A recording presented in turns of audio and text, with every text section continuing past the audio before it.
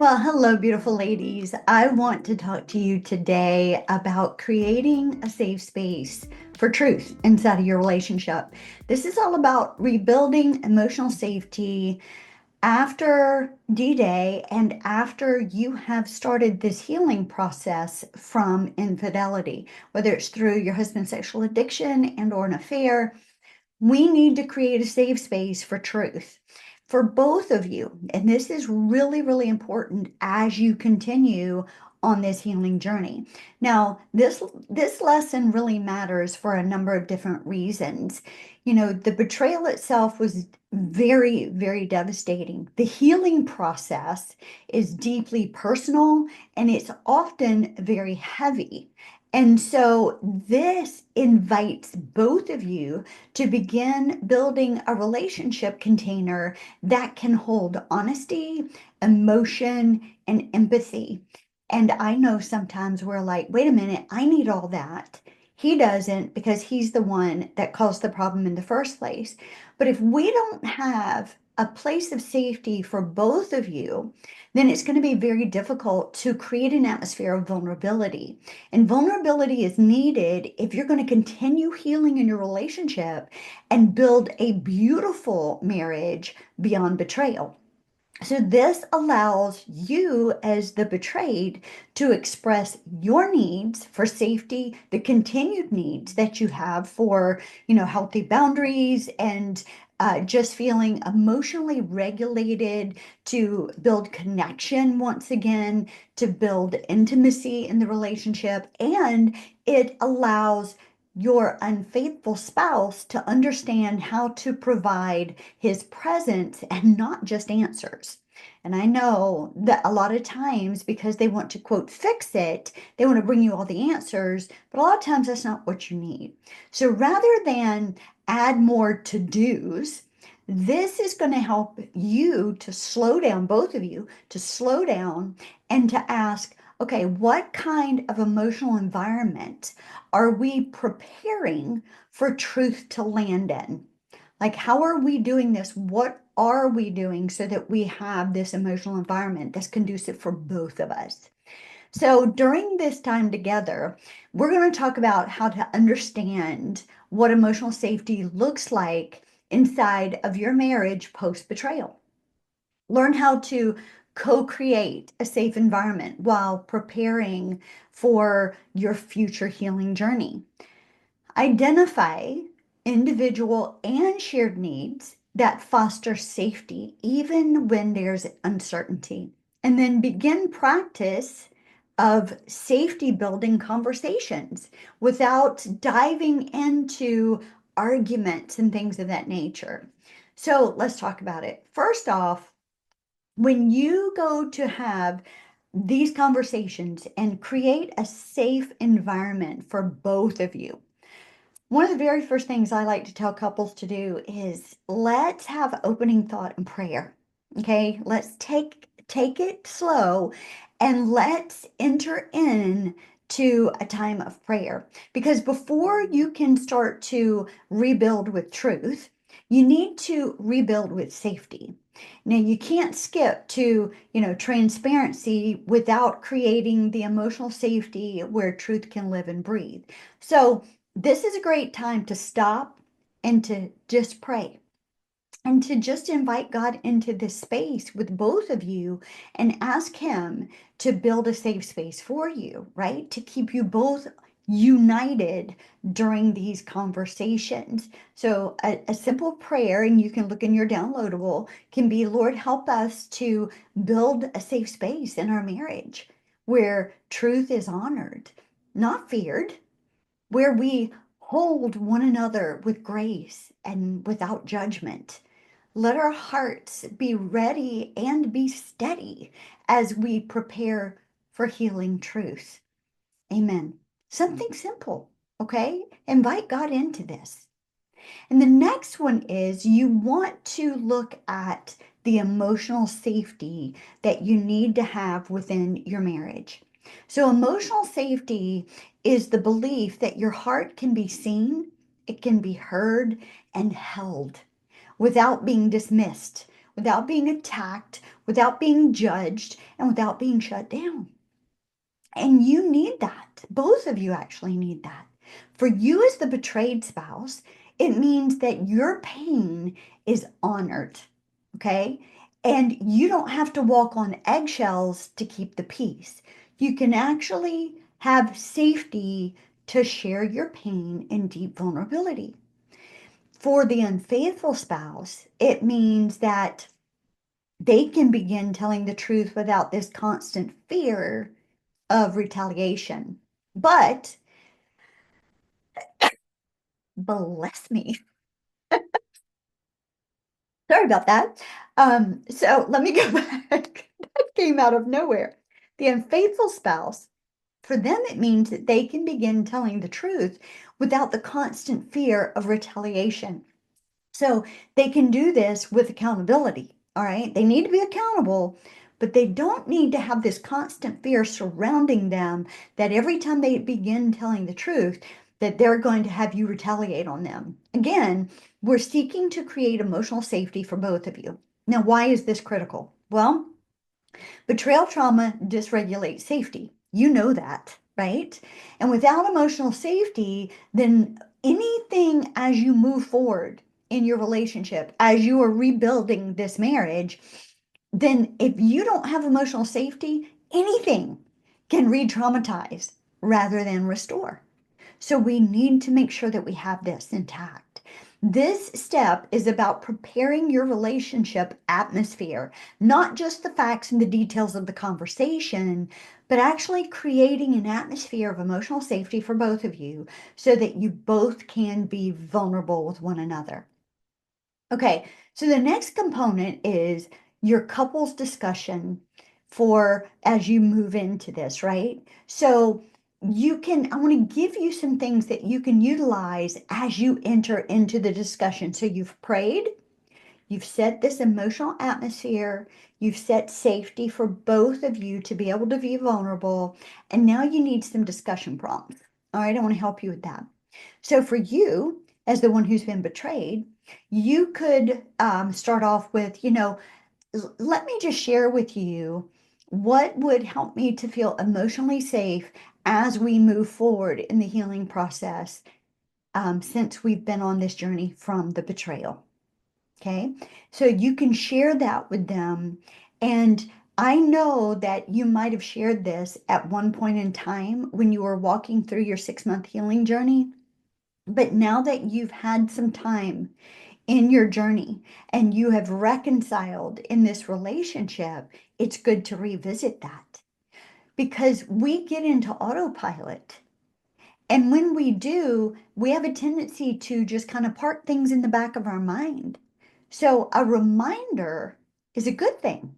It's not negative. And we don't need to say, I'm saying this because you probably forgot. No, no, no. That's attacking. What we want to do is we need to just say, as a reminder, this would help me feel emotionally safe as we continue to move forward in this healing process. And then have that written out. Share that. Be vulnerable enough to share that.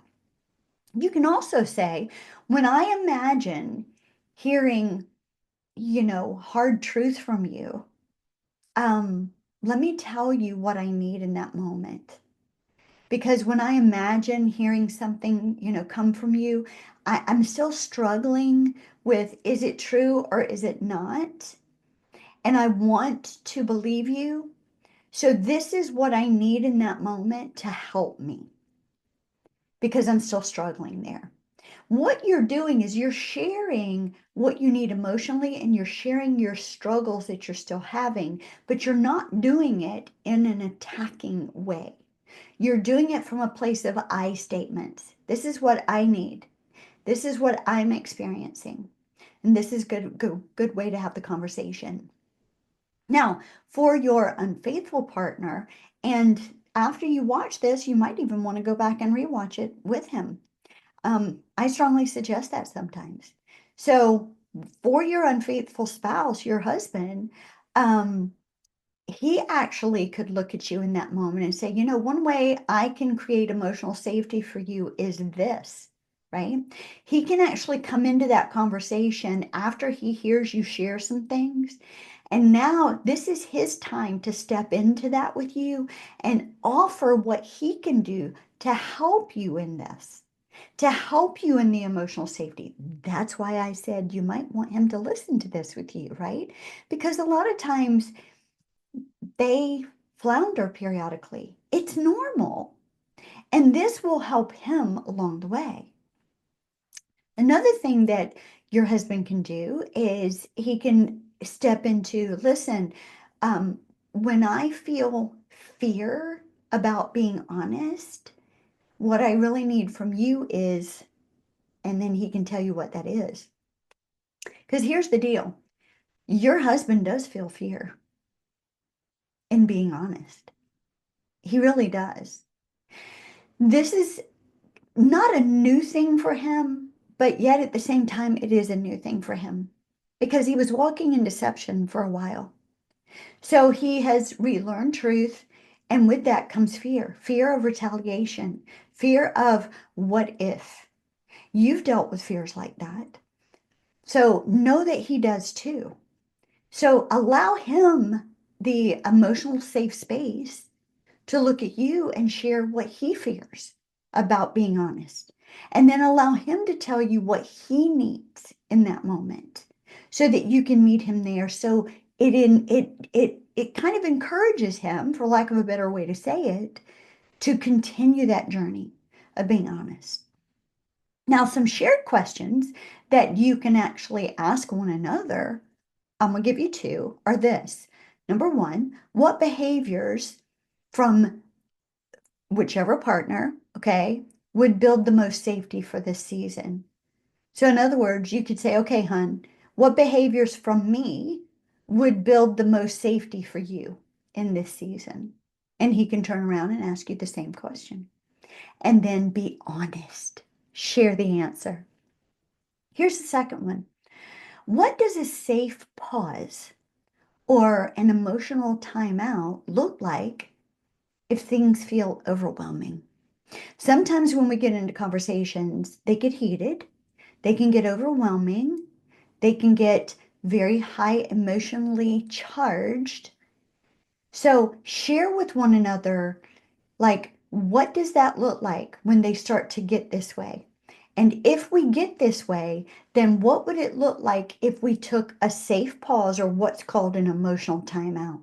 We don't want to weaponize this, but we want to make it an option so that we don't go into a full-blown argument, right? So this is worth discussing with one another.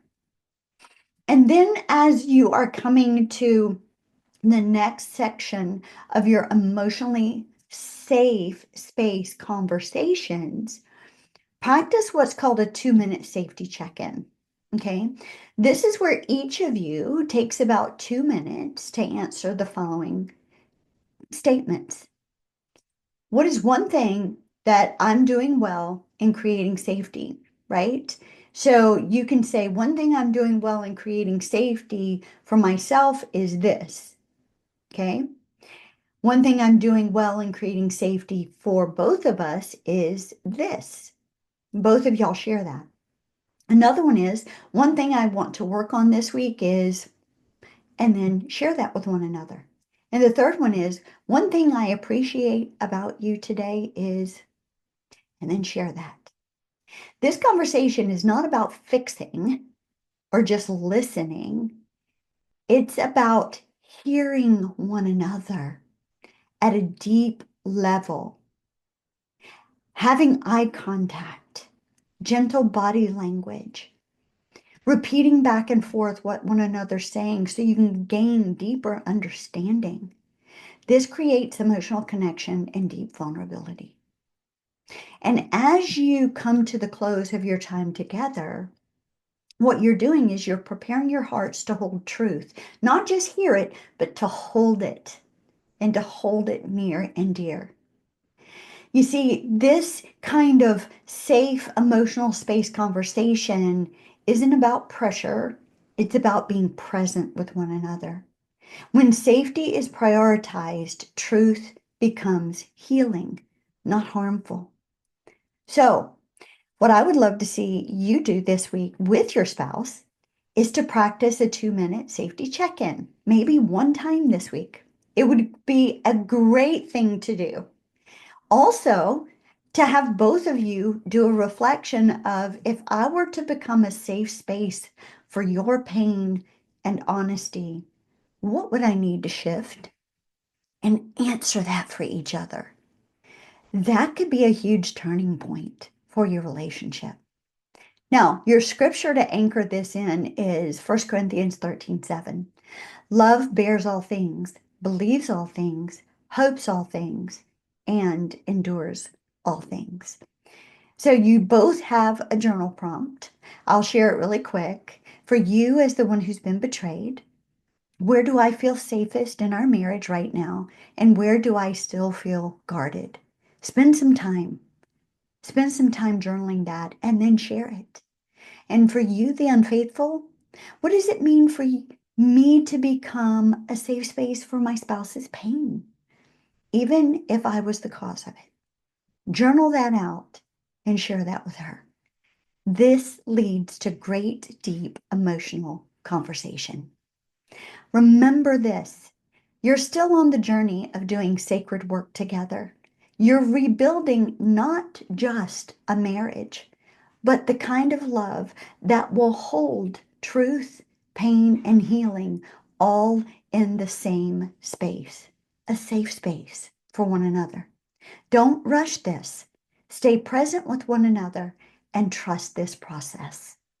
Now, you've got a devotional that goes along with this, and I hope and pray that you do that together. Be blessed.